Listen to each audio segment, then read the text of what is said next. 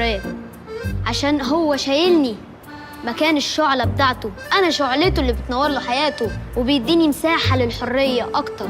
أنا فخور جدا يا بابي إن أنا شعلتك. I love you my son. ايه الصهد اللي جاي من عندك؟ Excuse me صهد ايه؟ انا شعلة وفرحان قوي ان انت شعلة في ايد بابا. انتوا بتوع مشويات ولا ايه؟ It's a symbol. تمثال الحرية، أنا تمثال الحرية. فرحان ده تمثال الحرية ده واحدة ست، يعني معنى كده ان ابنك شايفك واحدة ست.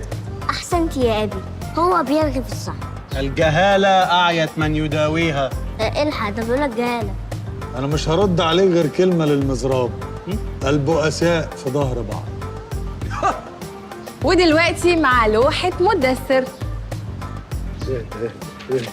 مدثر رسم ابوه حرام. ينفع ياكل؟ ينفع كده يا تعالى. يا عم اهدى. ايه ده انت اللي عملت فينا كده؟ اهدى بقى. انا اتفاجئت لما مدثر ابني رسمني في صورة حرامي، وده طبعا لاني بسرق السعادة من الدنيا كلها واديها له، ده غير الاوقات اللي بسرقها عشان اقدر اقعد معاه فيها. مش صح كده يا مدثر؟ طبعا يا أبي، ده أنت أكبر حرام.